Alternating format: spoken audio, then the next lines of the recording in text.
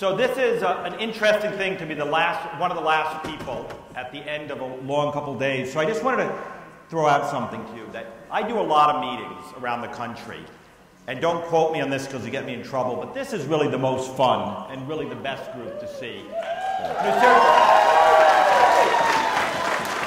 Because a lot of times you're going somewhere and you're trying to convince them to do something they haven't done. And I had to tear up my entire speech after being here because you are so far ahead that I had to rewrite it. So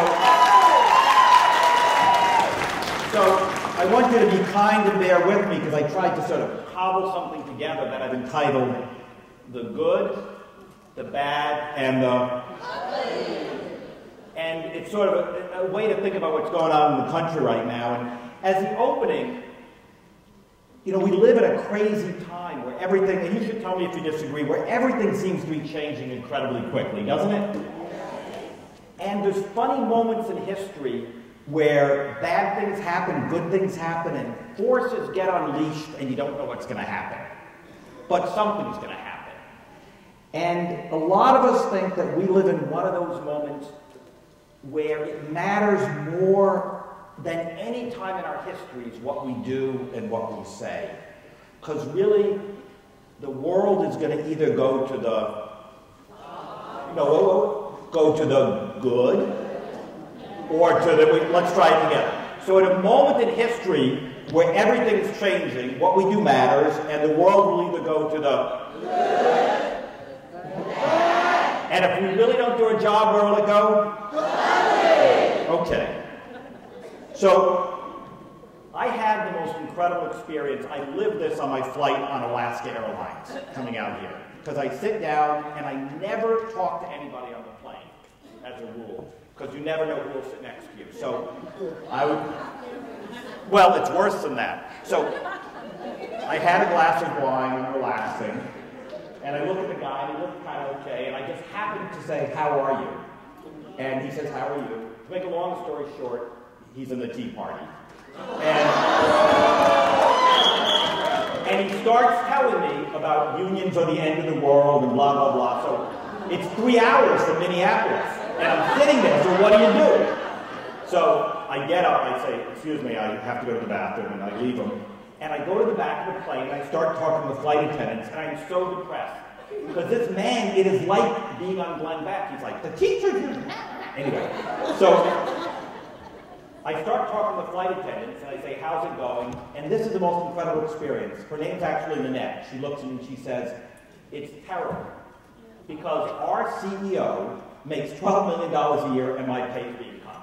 I felt like I was in a movie. I couldn't believe it. And then I said, "So what else is going on?"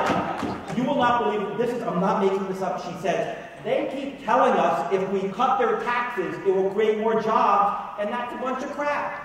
And so I'm thinking, like, was she already in this meeting or something? And it was incredible. So we talked for 2 hours with the two flight attendants, and they are just on this rant about Alaska Airlines. And they're going on and on about, and doing this analysis of the economy. Has anybody here, like, trained these folks? It was amazing. And then she literally says, "And my nephew's in Afghanistan." And she starts saying he's got 8 months, and how much she's praying that he comes back. Like, I thought I lived everything on this flight that's going on in this country. But these flight attendants were so sharp. I don't know what you're doing in Seattle. That's both the home base.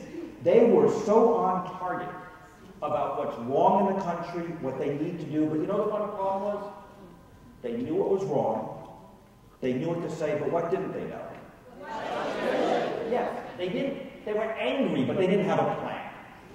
And so, but I left feeling pretty good, but then I got to go back to my seat, and you know, they make you put the seatbelt on at the end. Like, you can't avoid it. And I'm sitting next to this guy, and he's got like a foam on the side of his face, he's frothing, and he's going on and on and on, and then I finally said to him, "What do you think about the banks?" And what do you think he said? "I hate them too!" It was amazing. And so we then had this discussion where I said, "Wait a second.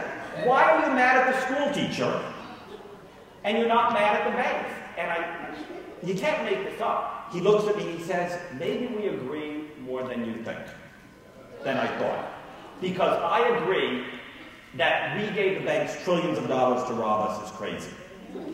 So, off of that flight, I came to the view that when we say it's our moment because some people totally get it. There's some people that are in the middle and they're waiting to be won over. And there's even some people who are completely wrong who are starting to think there's something else cooking there. And I just want to say that the reason it all fit together is I'm on the plane flying, and where were all of you yesterday? But where were you demonstrating yesterday? So I'm listening to these women talk about how terrible Alaska Airline is. I mean, it was almost like God designed this plan to have it all fit together. So I come here, and I wish I had these slides. This is what I'm supposed to say, put on the slides. Did they hear me? Did the slide go up? Okay. And I wish I had these figures, but I think it's so important to know that the typical Alaska Airline contract workers make $8.67 an hour. I wish I had that fact. And I wish I had the fact that this guy, that CEO, makes 186 times more than the contract workers pay. Because one of the women said to me that she literally personally talked to the CEO and said, why do I get pay cuts and you get paid more? And you know what he said? He said, because I worked so hard.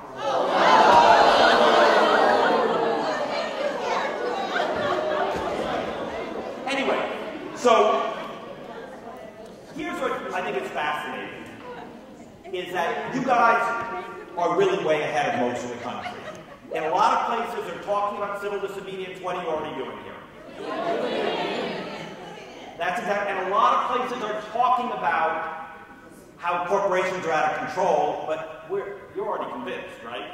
A lot of people are talking about income inequality, but you've been marching and doing stuff on it.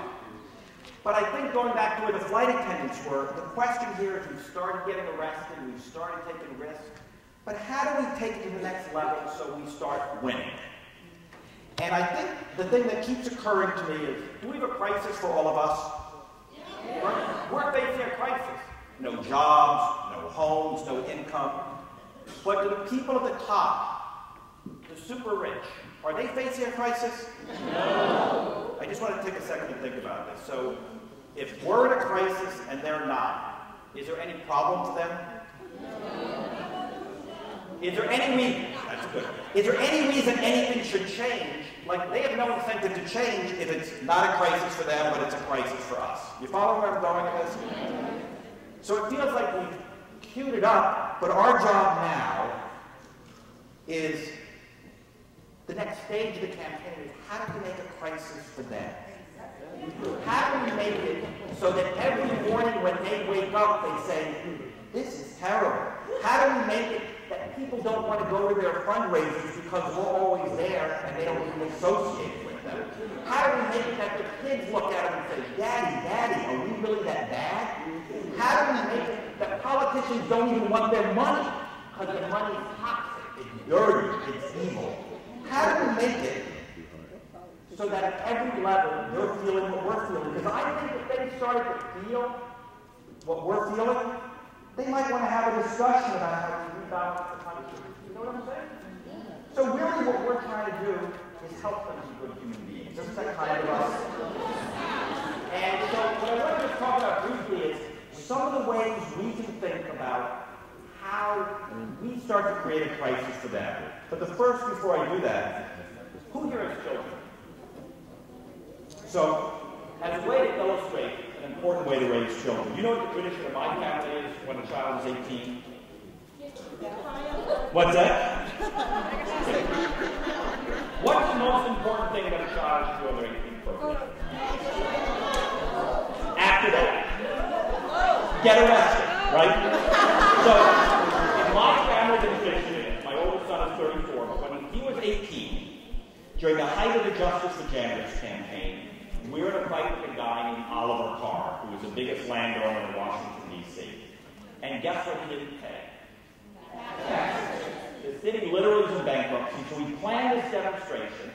We didn't really quite know what we were doing, but we thought, why don't we park school buses across all the bridges to get from Virginia to Washington, and then set up classrooms on the bridges, and then have a class on what's wrong with the economy, why it should be passed. So there's three parts to the story. So the first part is my son's 18th birthday. He was begging to get arrested. But we said, you have to be 18 to get arrested. And so he gets arrested, and so the next day my youngest son goes to school, and he's in elementary school. And they have story time, and they say, does anybody have anything they want to say? And Jacob says, yeah, my brother got arrested yesterday. And in our school, it's not unusual that people's brothers are arrested, to be honest. But it's only for smoking dope or stealing a car. But anyway, and the teacher says, oh, don't worry about Jacob. It's not so bad. That happens to lots of people. And Jacob says, oh no, we're so proud. So the teacher smiles, falls open. She says, you're so proud?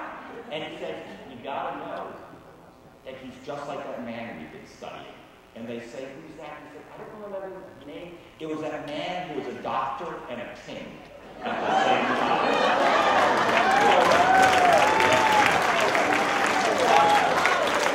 And just, my second son, he got the 18, he got arrested on the Sodexo campaign. But leaving all that aside, what I'm really getting at here is that when we did that demonstration, we never really thought about the full implication of this. But when we parked the school buses, it created traffic, and I didn't understand the true dynamics of traffic. And it backed it up so much that guess what did not meet for 4 hours that day? We had no idea. We want to talk about getting people's attention. I got a call from John Sweeney. He was the president at the time. We forgot to tell him we were going to do this. But anyway, and Congress literally passed a law making it a felony to block a bridge into Washington. But the key thing about that demonstration was it wasn't just about us, getting arrested. It wasn't just about us having a protest. We brought Washington to a screaming halt. And we actually did it 3 more times. And we shut down the city again and again. And if you look over the history, the entire city ended up being Union. And it's because we took the richest and most powerful people, we took the fight to them, we made them so uncomfortable. We created a crisis for them. So they said, well, maybe there's a better way. And we said, yeah, let's negotiate. So I think that's the next stage of the... How much time do we have here? I know your bus is out there. So I think the question for us here in Seattle and around the country is how do we do the same thing? Start to create a crisis. And I just want to give maybe a couple rules for it. So the first one is it going to happen in one day? No. One of the things that, there's a difference between a one-day demonstration and going on strike for a week, right? And what a lot of us are talking about more and more is instead of one-day demonstrations where we hear speeches, day after day with increasing intensity, we have to do things that really make them uncomfortable, that bring the fight to them. That second, we have to be clear who the bad guys are, and we have to start naming them by name. I think sometimes, on their side, they have no problem naming us. Like Glenn Beck, he did an entire show about me. He wrote on the board, evil. Seriously, he wrote evil, and then he did this thing, the definition of evil. Then he wrote economic terrorist, and he did all this. And then he said, who is that Stephen Lerner? And so I don't watch Glenn Beck, I didn't know anything about it, but then when the death threats started coming in, I said, aha. But in all seriousness, they name the enemy, and it's intense. So I think we ought to think about, I know you guys are doing a lot of stuff on JP Morgan Chase. Who runs that company? Anybody know his name? Say it again. Isn't that the perfect name for a banker, Diamond? But it's one thing if we say JP Morgan Chase crashed the economy. It's another thing if we say Jamie Dimon, who makes $20 million a year, who is involved in the opera and all these philanthropies, who thinks he's a nice guy, that he's destroying our lives. So I think, one, we need to move to multi-day. Two, we got to be clear on the human beings that are bad. And then three, on the thing that's so exciting to you to say, when you look at every great movement in history, from the abolitionists to the suffragettes, to the auto workers that seized the auto factories, to the civil rights movement, to the immigrant rights movement, everywhere in the world, what do they all have in common? People willing to march in mass and people willing to go to jail in greater and greater numbers. And if we really believe that the richest, most powerful people in the world, that their goal is to destroy us, then there's an urgency that our actions and our words and the crisis all fit together. And it's so great to be in a place where I do a lot of meetings where people say, get arrested, why would I do that? I guess what I'm here to say to you is you're doing great. How do we make it bigger? How do we make it more intense and more days? And I want to, just before I wrap up, give you a couple examples of some fun stuff people have done. So J.P. Morgan Chase had their shareholder meeting in Columbus, Ohio.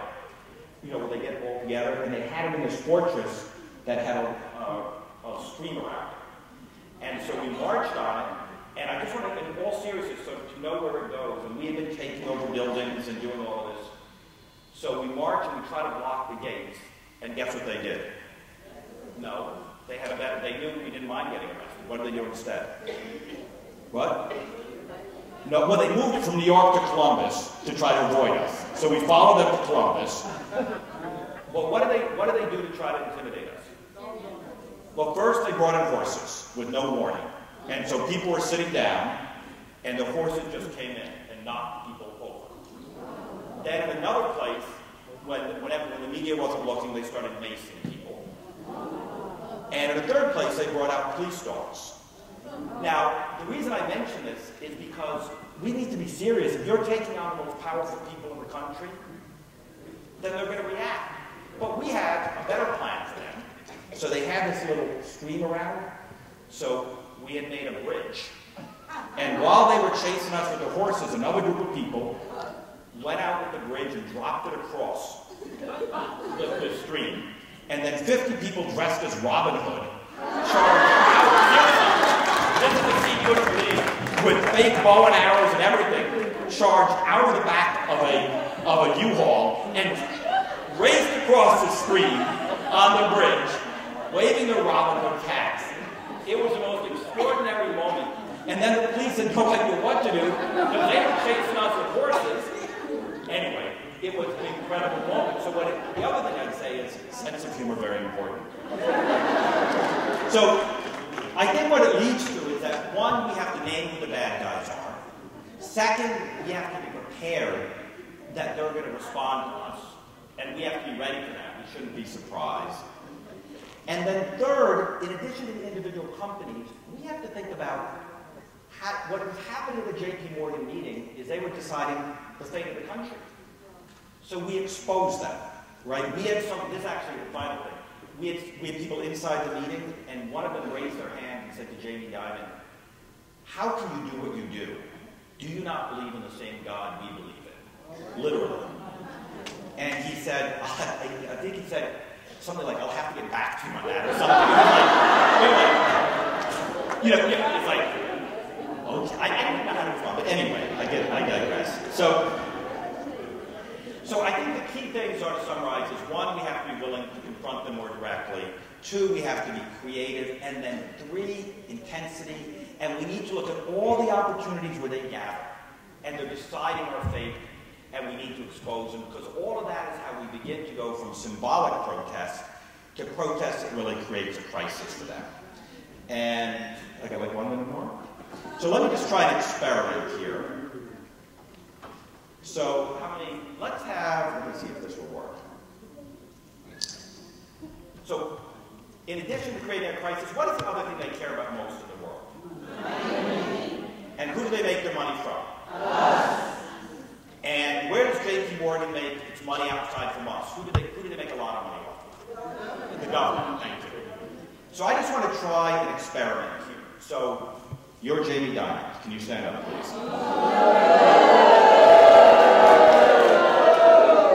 So I just want you to pretend for a second that we want to see what's going on in Jamie Dimon's mind. So let's have, like, from the screen on stand up on that side of the room. Yeah, all those tables stand up. Yeah, and they all stand up. Now just imagine that all of you have just withdrawn your money from JP Morgan Chase. You've got your account to refuse to do business with JP Morgan Chase, and you're now celebrating that this company is panicked because in 50 different places. So clap real loud. Just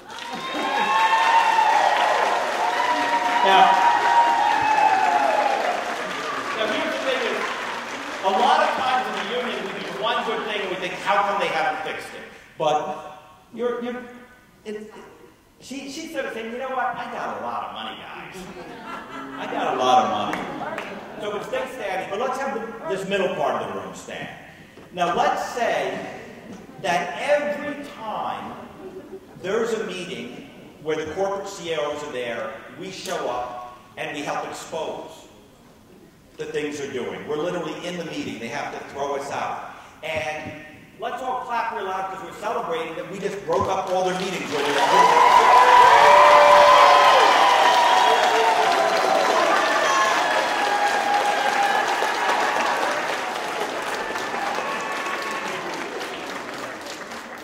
What's the third thing we could do? Anybody have an idea for this final group? What? No, we're going to stand for a second, but give me an idea. What would be a good thing that would put Jamie Dimon over the edge?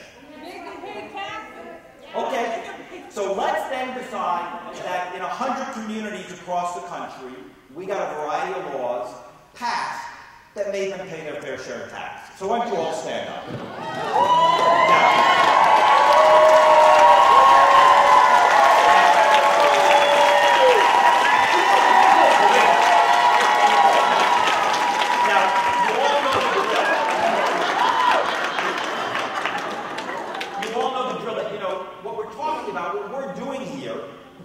Expression is build a movement. It's when you take something little and you make it bigger and bigger and bigger and bigger and bigger till it can change the world. Movements start off slow, then they get bigger and faster. So you all know, a movement starts like, and then it gets bigger, bigger, bigger.